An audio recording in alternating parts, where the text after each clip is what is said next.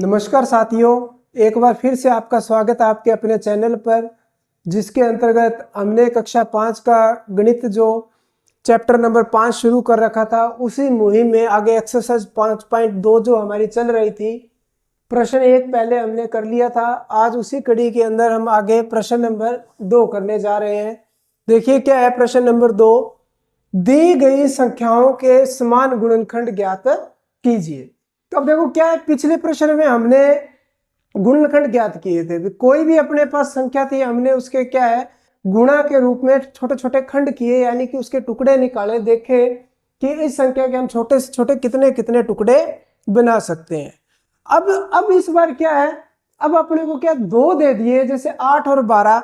तो ये बोल रहा है भी आपको गुणनखंड तो बताना है, पर समान गुणनखंड बताना है। यानी कि जैसे 8 और 12 है, तो 8 और 12 के अंदर कोई एक ऐसा टुकड़ा बताओ जो दोनों में सेम आता हो। 10 और 20 में कोई सेम आता हो, 7 और 16 में कोई सेम, 18 और 32 में सेम। तो यानी कि समान गुणनखंड निकालने का तरीका भी वही है, कोई नया तरीका नहीं है। सेम हम क्या करेंगे, उसी तरीके से टुकड़े करेंगे जैसे पहले सवाल में हमने किए थे। देखो सबसे पहले हम क्या करेंगे, 8 के गुणनखंड कर लेते हैं।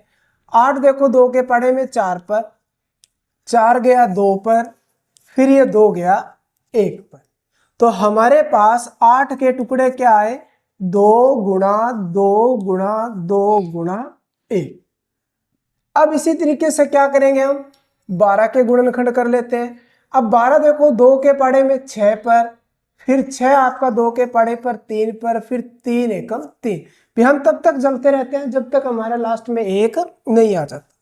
तो अब देखो 12 के अंदर क्या आया, इसके टुकड़े हमें मिले 2 गुणा 2 गुणा 3 गुणा 1। तो यानी कि हमारे पास 8 व 12 के समान गुणनखंड।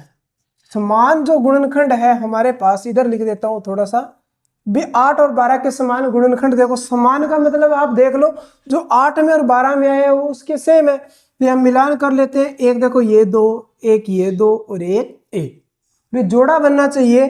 तो यानी कि जोड़े में से हम एक तो ये 2 का जोड़ा बनाया, एक ये 2 का जोड़ा बना, और एक ये 1 का जोड़ा बना। तो यानी कि 8 और 12 में जो हमारे समान गुणनखंड आए हैं वो कौन से है, 2 गुणा 2 गुणा 1। तो ये हमारे पास क्या है, इसके समान गुणनखंड है। यानी दूसरे तरीके से कहें तो 2 दूनी 4, 4 एकम 4। तो यानी कि 4 ऐसा गुणनखंड है जो 8 और 12 दोनों में कॉमन आता है। यानी कि 4 8 और 12 को पूरा पूरा भाग करेगा, तो वो उसके क्या समान गुणनखंड होते हैं। अब आगे देखिए इसी तरीके से दूसरे क्वेश्चन में देखो क्या है।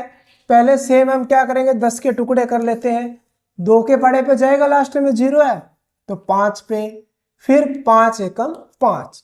तो हमारे पास 10 के कौन कौन से टुकड़े आए, 2 गुणा 5 गुणा 1। अब इसी तरीके से 20 के टुकड़े कर लेते हैं। अब देखो 2 के पाड़े में कितने पे गया, 10 पर, फिर ये 2 के पाड़े में 5 पर, फिर ये 5 एकम 5। तो हमारे पास 20 के कौन से टुकड़े आए, 2 गुणा 2 गुणा 5 गुणा 1। तो अब यहां पे देखो हमारे पास, थोड़ा सा इधर लिख देता हूं, 10 व 20 के समान गुणनखंड। अब देखो 10 व 20 के समान गुणनखंड क्या है, एक तो देखो मिलान कर लो, 2 का जोड़ा, एक हमारा 5 का जोड़ा बन गया, एक 1 का बन गया। इसमें ऐसे कोई फर्क नहीं पड़ेगा कि ऐसे सीध में होना चाहिए, नहीं। अपने को ये देखना है जो संख्या ऊपर है वही संख्या नीचे है कि नहीं है। आगे पीछे कहीं भी हो, इससे अपने को कोई प्रॉब्लम नहीं है। जोड़ा बनना चाहिए। एक ये 2 का जोड़ा बन गया तो 2 आ गया, फिर गुणा एक 5 का जोड़ा बन गया, एक 5 आ गया, गुणा एक 1 का जोड़ा बन गया, 1 आ गया।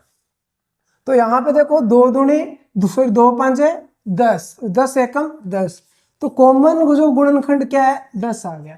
भाई 10 और 20 के जो गुणनखंड है समान, वो तो कौन से है, गुणनखंड पूछ रहा है वो हमसे 2 और 5 और 1।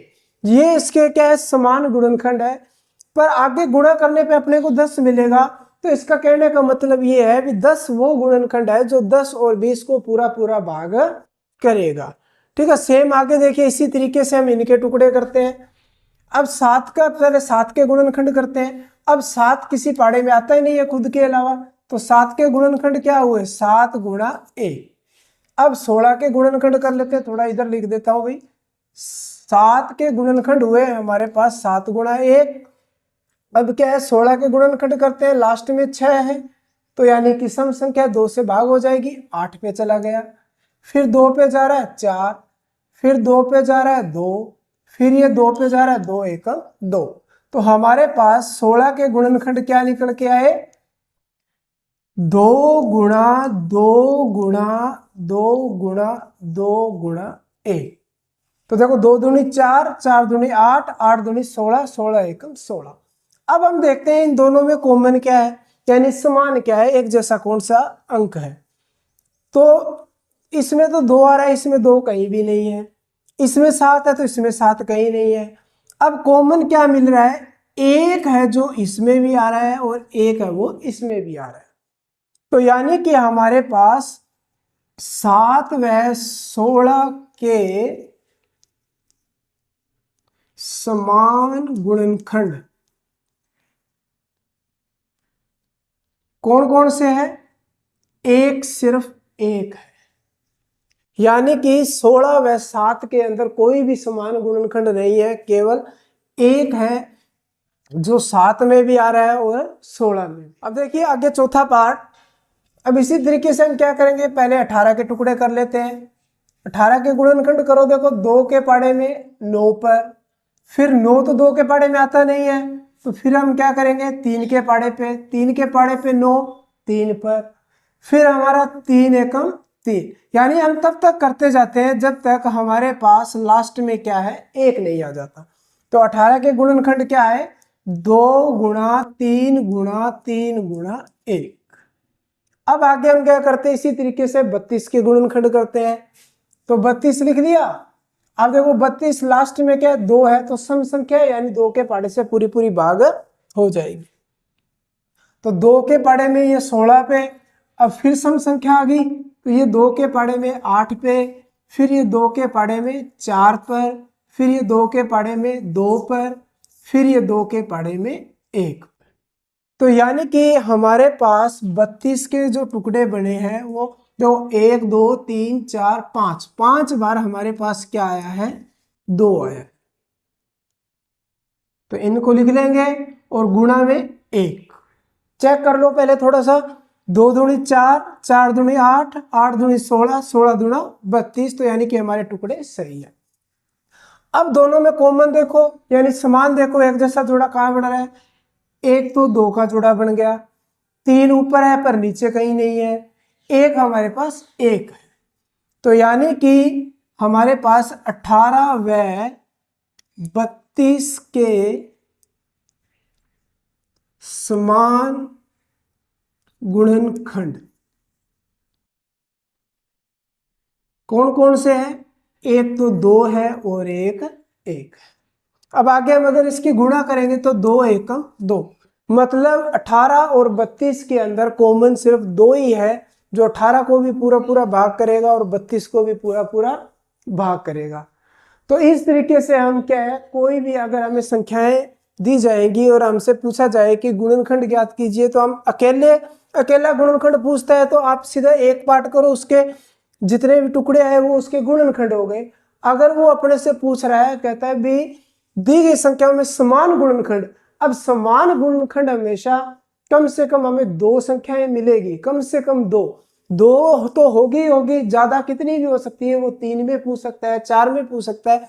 तो सभी का तरीका यही है भाई, सभी में हम क्या, अगर 3 संख्याएं पूछता है तो तीनों के टुकड़े बना लेते और इस तरीके से लिख के फिर तीनों में कॉमन देख लेते, क्या है भाई, समान संख्या जो होगी वो उनका समान गुणनखंड हो जाएगा।